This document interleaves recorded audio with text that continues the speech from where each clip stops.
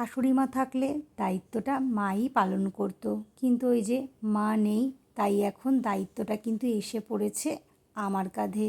কিন্তু মার মতো তো আর পারবো না, আমি আমার মতো করেই দায়িত্বটা পালন করলাম।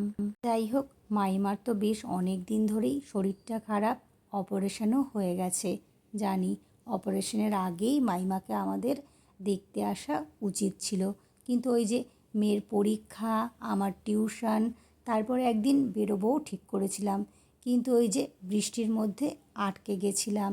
আর তাছাড়া ওর বাবাকে তো কতবার বলেছি যে তুমি একবার গিয়ে মাইমাকে দেখে আসো, আমি না হয় পরে যাব, কিন্তু ওর বাবার এক কথা, তোমাকে ছাড়া যাব না।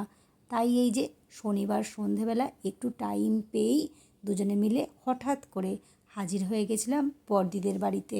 দিন আগেও ও বাড়িতে গিয়ে মানুষটাকে দেখেছি নিজের হাতে শাক সবজি কুটতে, মাছ কাটতে, আমরা গেলে আমাদেরকে চা করে দিতে।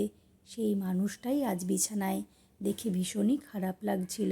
আর জানো তো, বিয়ের পর থেকেই বড়দি আমাদের শিখিয়েছে ও বাড়ি গেলে প্রথমেই ননদের সঙ্গে না, প্রথমে মাইমার সঙ্গে দেখা করে নমস্কার করে বেশ কিছুক্ষণ গল্পগুজব করে তারপরে অন্য কিছু করতে। সেই দিনও তার অন্যথা হয়নি, প্রথমেই চলে গেছিলাম মাইমার ঘরে।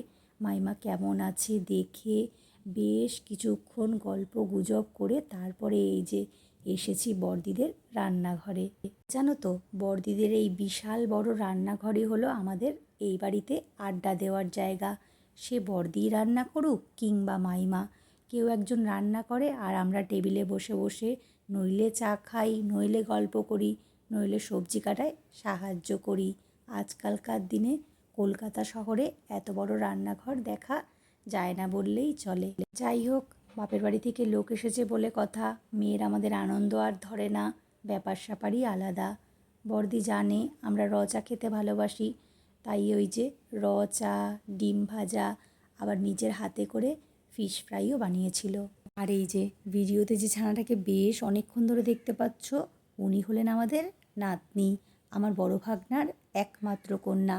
যেমন দস্যি তেমন মিশুকে, ভাবো কতদিন আমাদের দেখেনি, তাও কি সুন্দর আপন করে নিয়েছে, একেবারে আমার ননদের মতো। যাই হোক, বড়দির ঘরে এসেও বেশ কিছুক্ষণ অপেক্ষা করছিলাম দাদাভাইয়ের জন্য, কিন্তু দাদাভাইয়ের তো দেখা নেই।